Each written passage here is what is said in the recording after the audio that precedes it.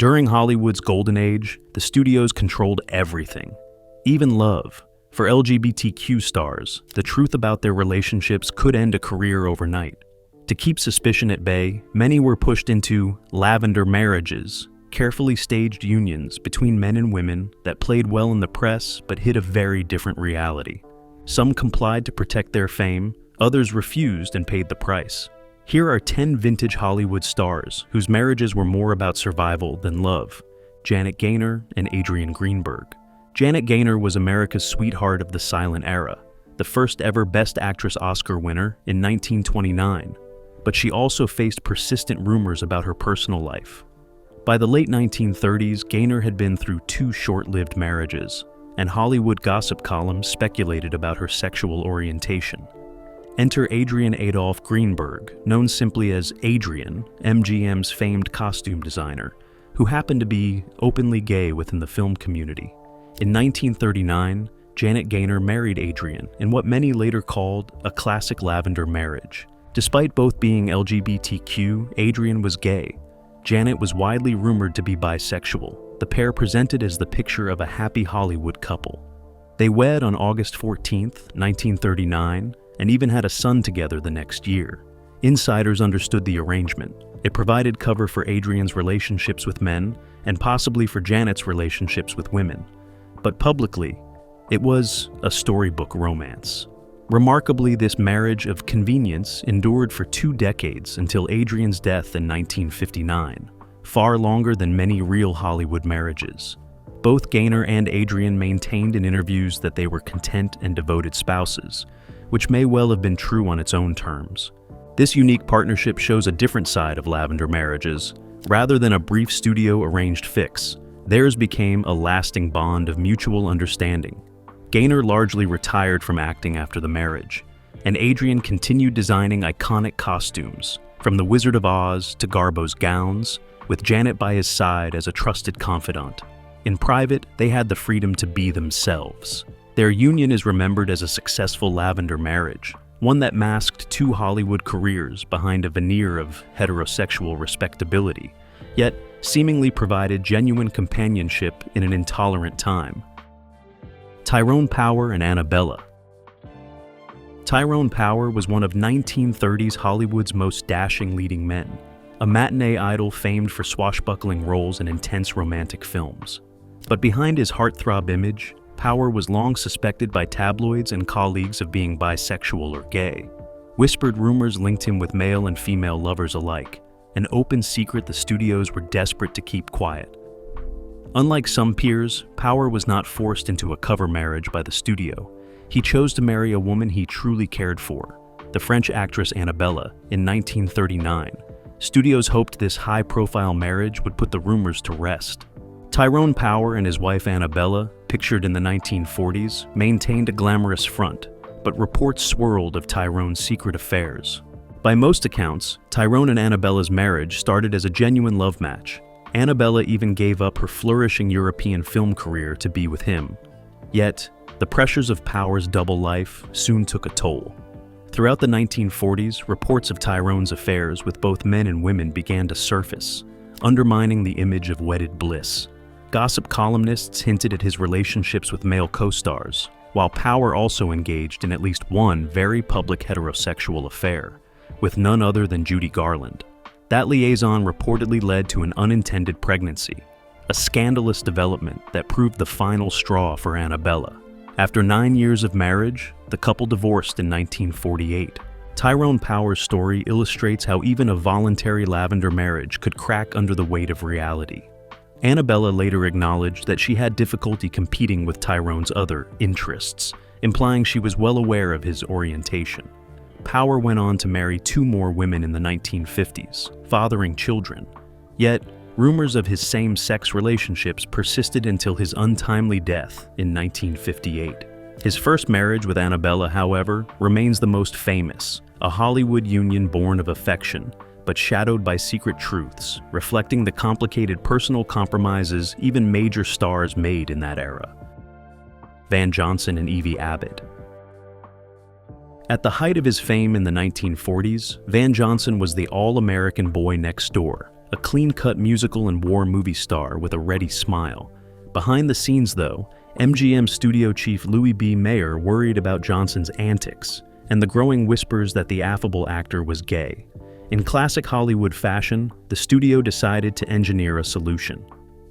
In 1947, MGM arranged for Van Johnson to marry Eve Eevee Abbott, who, in a soap opera twist, was the recent ex-wife of Johnson's best friend, actor Keenan Wynn. The wedding took place just one day after Eevee's divorce from Wynn was finalized. This marriage was a textbook Lavender arrangement. Decades later, Eevee Abbott confirmed what many had suspected. MGM pressured her into marrying Johnson to quash rumors about his sexuality. They needed their big star to be married to quell rumors about his sexual preferences, and unfortunately, I was it, the only woman he would marry, she revealed in a statement published after her death. The studio got its wish for a while. Van Johnson's image as a heterosexual family man was reinforced by the marriage, especially once the couple had a daughter in 1948. Industry insiders knew the truth. One biographer noted it was well known in the film capital that Van had homosexual tendencies. But the press remained silent, and adoring fans were none the wiser. The facade held throughout the 1950s, but by the early 60s, the marriage had crumbled. Johnson, while appearing in a stage production in London, reportedly fell in love with a young male dancer, finally prompting Eevee to separate from him in 1961. They divorced by 1968, a few years after Mayer, the architect of the union, had died. Van Johnson's arranged marriage vividly demonstrates the studio system's grip on stars' personal lives. MGM went to great lengths, even breaking up a prior marriage, to fabricate a normal life for Johnson, a move that speaks volumes about the era's intolerance. In the end, Johnson, like so many, had to choose between authenticity and stardom, and for years he played the role of husband against his true nature to maintain his Hollywood career. Liza Minnelli and Peter Allen. Lavender marriages weren't only a Golden Age phenomenon, they persisted into the 1960s and beyond, especially in showbiz families accustomed to secrecy. Case in point, Liza Minnelli, daughter of Judy Garland, followed strikingly in her mother's footsteps.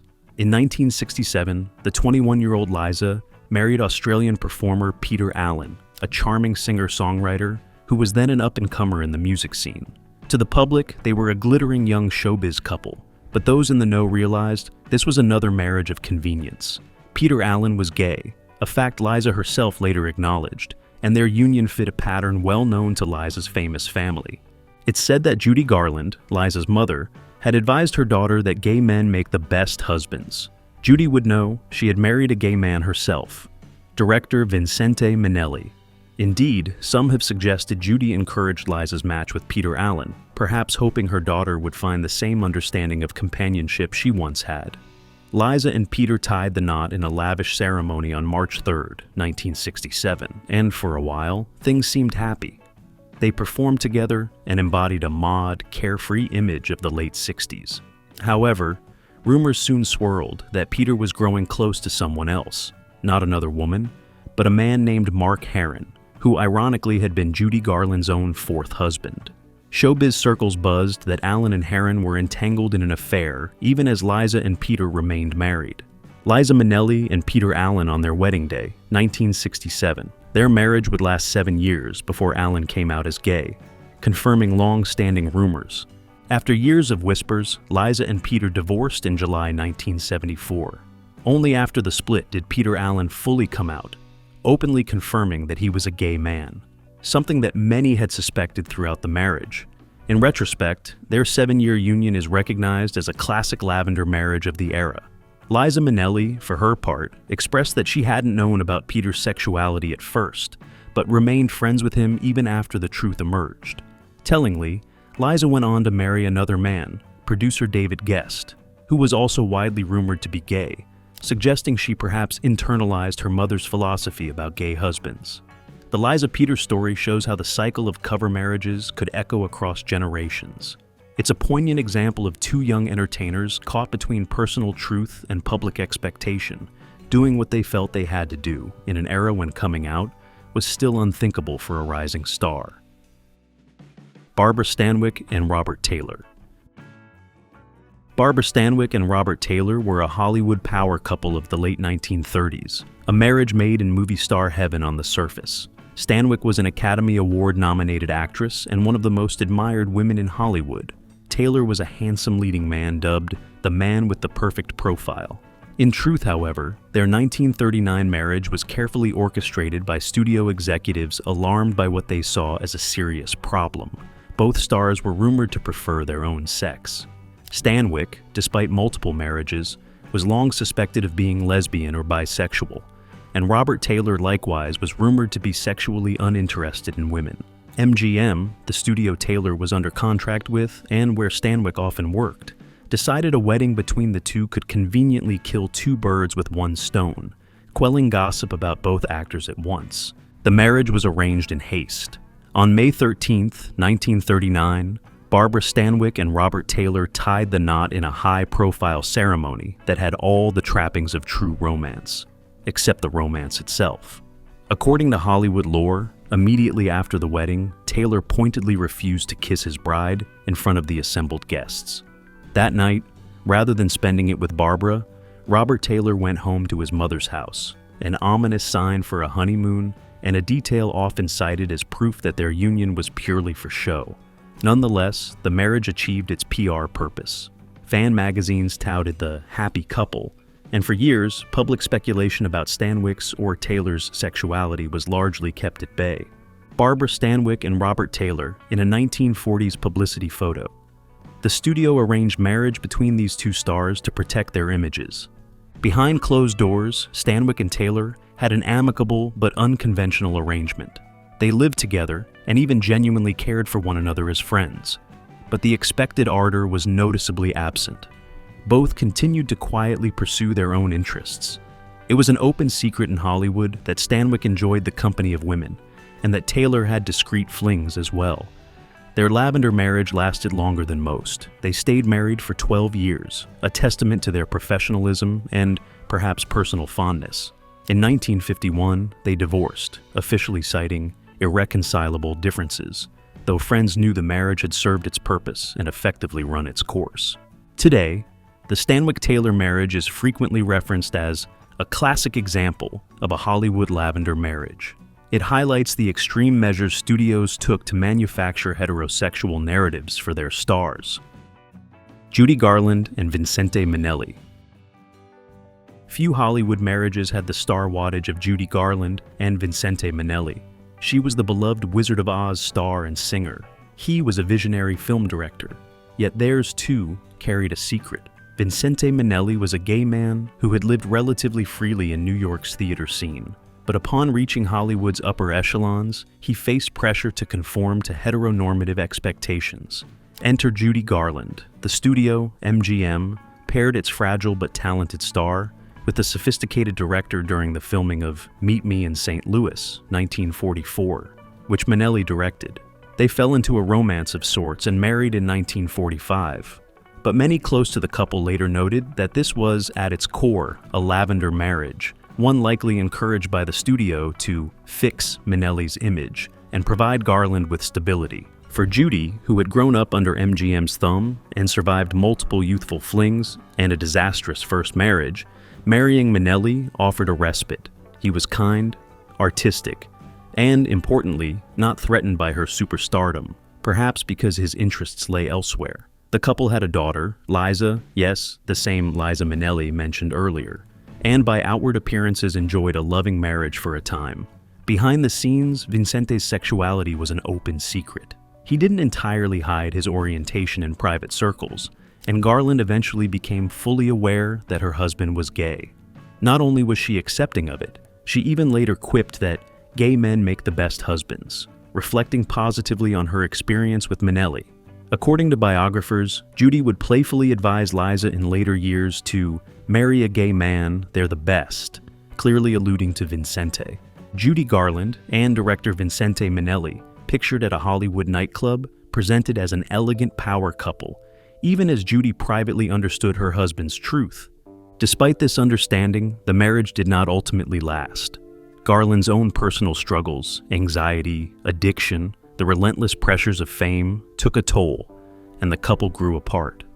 They divorced in 1951. Judy's mental health issues were cited officially, but those close to her felt she also needed a partner who could be romantically present in ways Minnelli could not. For his part, Vincente Minnelli never publicly came out, but he quietly spent the rest of his life with male companions and continued directing hit films. Katharine Hepburn and Spencer Tracy. Not all Hollywood cover relationships were formal marriages. The enduring 26-year partnership of Katharine Hepburn and Spencer Tracy is a case in point, and one of the film industry's most legendary love stories on the surface. The pair made 9 films together and were romantically linked from 1941 until Tracy's death in 1967. But in recent years, multiple sources, most notably Hollywood fixer Scotty Bowers in his memoir Full Service, have alleged that Hepburn and Tracy's epic romance was largely a carefully curated illusion. In reality, they claim, Hepburn was lesbian or bisexual, and Tracy was bisexual, and their long-term affair was a convenient cover for both. While this account is not definitively proven, it has gained considerable traction, making the Hepburn-Tracy union perhaps Hollywood's most famous alleged Lavender relationship. Unlike others on this list, Hepburn and Tracy never married. In fact, Spencer Tracy remained legally wed to his wife Louise, living separately the entire time of his liaison with Hepburn. Yet, the public treated the Hepburn-Tracy bond as a grand romance, the independent Kate taming the gruff but gentle Spencer, an image reinforced by their on-screen chemistry in films like Adam's Rib and Guess Who's Coming to Dinner. According to Scotty Bowers, who claimed to have procured partners for both, this was all a well-managed facade. Hepburn, he wrote, had turned 150 different women, arranged for her over the years to satisfy her real needs, while Tracy would discreetly seek out young men, especially when inebriated. Bowers even asserted that he personally set Hepburn up with dozens of lady friends, and at times slept with Tracy himself when the star was on drinking binges. These salacious details remain unconfirmed, but contemporary historians generally accept that Hepburn likely had relationships with women, she never exhibited interest in marrying men, and Tracy had dalliances with men, making their long-term public romance an elegant solution in a less tolerant era. If true, the Hepburn-Tracy arrangement shows how two respected stars deftly navigated Hollywood's moral strictures. By appearing devoted to each other, they deflected scrutiny from their private lives. Their non-marriage also gave them an out. Because Tracy was Catholic and refused divorce, their never marrying could be explained innocently, even as it conveniently kept things as they were. Hepburn steadfastly maintained the story of her undying love for Tracy in public until her own death, a narrative so powerful that many fans to this day prefer to believe it. The truth may lie somewhere in between genuine affection and pragmatic pretense. In any case, this alleged Lavender relationship underscores that the pressure to conform touched even Hollywood royalty. Hepburn and Tracy's decades-long act, if it was an act, represents one of the industry's most successful and poignant cover stories, a testament to the lengths two closeted icons felt compelled to go to protect their images and careers. Cary Grant and multiple wives. Cary Grant's debonair charm and perfect comedic timing made him one of classic Hollywood's most beloved leading men, the epitome of the suave, hetero male ideal on screen. Off-screen, however, Grant's sexuality has been the subject of speculation for decades. The most persistent rumor centers on his close relationship with fellow actor Randolph Scott. The two handsome stars lived together on and off throughout the 1930s, sharing a Santa Monica beach house they jokingly dubbed Bachelor Hall. They were photographed frequently, lounging poolside or playfully posing in domestic scenes, images that, in hindsight, read as strikingly intimate. At the time, fan magazines spun it as two bachelors saving on rent, but Hollywood insiders and astute fans raised eyebrows. Scotty Bowers' memoir later outright claimed Grant and Scott were lovers for years, even while Cary Grant cycled through 5 marriages to women. It's an allegation Grant's family has denied, but the legend of Cary and Randy remains one of Hollywood's most intriguing open secrets. To maintain his public image, Cary Grant married 5 times. Each time to a beautiful woman, if not always a perfect match. His early marriages, including to actress Virginia Cherrill and heiress Barbara Hutton, ended quickly, As whispers grew about his living arrangements with Randolph Scott, the studio and Grant himself likely felt additional pressure to prove his straight bona fides. He married actress Betsy Drake in 1949 and later actress Diane Cannon in 1965, with whom he had his only child. Still, the rumors never fully subsided. The fact that Grant and Scott's unusually close friendship endured well into the 1940s, and that Grant never publicly spoke ill of Scott even after marrying, added fuel to the fire. Photographs of the pair, published repeatedly in fan magazines, showed an affection that many thought went beyond bromance. In one famous shot, the two men pose in aprons in their shared home. In another, they relax on the diving board in matching swim trunks. Such images were practically unheard of for two male stars, and they left just enough for the public imagination to wonder. Grant always dismissed allegations about his sexuality. When confronted, he'd quip, "If I was gay, I wouldn't be ashamed," a non-denial that did little to quell talk. According to Scotty Bowers, he arranged sexual liaisons for Grant and Scott, and claimed the two actors were essentially an undercover couple for a decade. Grant's daughter Jennifer has refuted Bowers' account, asserting that her father was very straight, and simply had a deep platonic friendship with Scott. The truth likely died with Grant in 1986 and Scott in 1987, but their story endures as an emblem of Hollywood's closeted past. Cary Grant's string of marriages can be viewed as serial Lavender marriages, attempts to find companionship and satisfy the era's expectations. While we may never know how orchestrated each union was, the pattern suggests that Cary was searching, perhaps for a cover, perhaps for conventional happiness, or a bit of both. Rudolph Valentino, Gene Acker, and Natasha Rambova. He was the original Hollywood heartthrob, Rudolph Valentino, the Latin lover of 1920s silent films whose smoldering looks drove female fans into frenzies. But Valentino's virile screen image belied persistent rumors about his masculinity and sexuality. In fact, one of the very first widely speculated Lavender marriages in Tinseltown was Valentino's own 1919 union with actress Gene Acker. Gene Acker was part of actress Alla Nazimova's Bohemian Circle and was rumored to be lesbian herself. The marriage between Valentino and Acker was a short, disastrous affair, almost comically so. On their wedding night, Acker apparently had a change of heart, or perhaps second thoughts about the whole charade, and locked Valentino out of their hotel room before the marriage could be consummated. The humiliated Valentino spent the night literally knocking on the door to no avail. The couple separated almost immediately and divorced in 1923.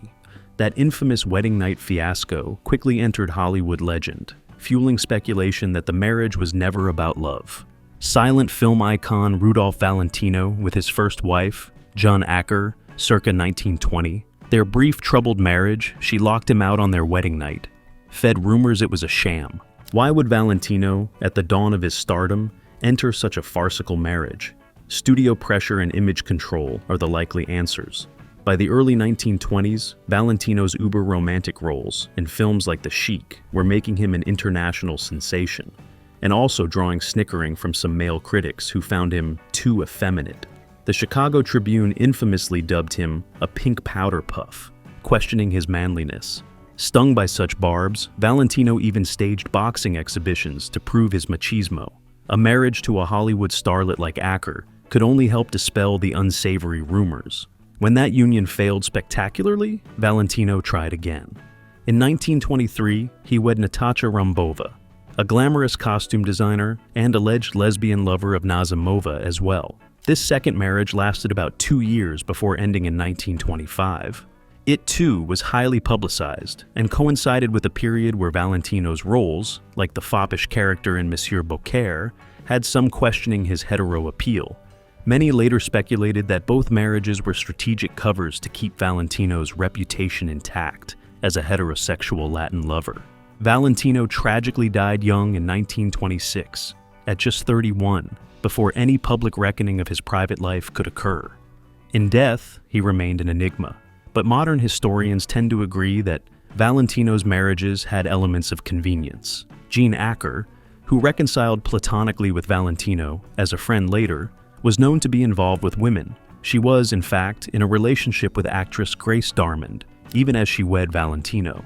As such, The Valentino-Acker marriage is almost prototypical. A gay or bisexual man and a lesbian woman marrying to hide in plain sight during a less permissive time.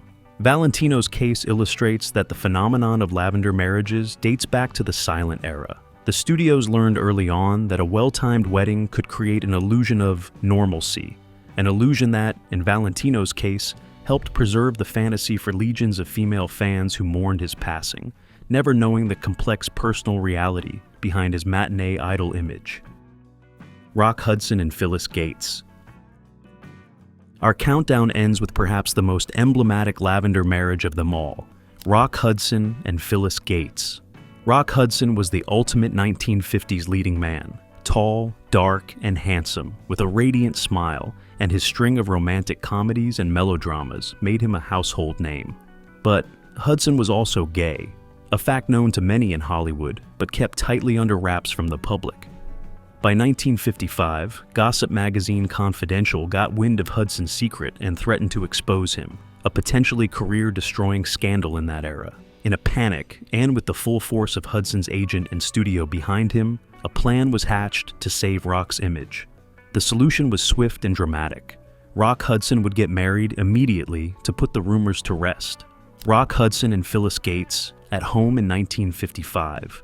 Their marriage, arranged by Hudson's agent to stifle a scandal, lasted only a few years. The woman chosen was Phyllis Gates, ironically Hudson's own agent's secretary. The two had scarcely dated, but that didn't matter. The wedding was arranged in November 1955 with lightning speed. At the time, press releases painted it as a whirlwind love affair. In reality, it was a calculated damage control maneuver. As History.com notes, Hudson's agent quickly organized the marriage once rumors of the star's hidden sexcapades with men reached a fever pitch. The marriage accomplished its immediate goal. Hudson's adoring female fans had a harder time believing the gossip when he was suddenly a married man. And for a brief period, Rock and Phyllis played the happy couple, attending Hollywood events arm in arm, even doing a photo spread of their cozy home life. Behind closed doors, however, Rock Hudson remained emotionally distant. Phyllis Gates later insisted she had no idea her husband was gay, a point she maintained to her death, and that their love was genuine. But many skeptics doubt she was completely unaware. The facade soon cracked. Hudson and Gates separated in 1957 and quietly divorced by 1958. The rumors never truly ceased. In fact, the Hudson story only emboldened tabloid journalism. Magazines like Confidential proved there was a voracious public appetite for salacious truths about stars.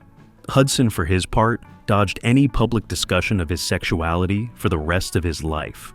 It was only in 1985, as he lay dying of AIDS, that the truth of Rock Hudson being gay became widely known, making him one of the first celebrities whose same-sex orientation was acknowledged in such a tragic public way. His 1955 marriage to Phyllis Gates thus stands as the quintessential Hollywood beard, a short-lived charade performed under extraordinary pressure. Thank you for watching.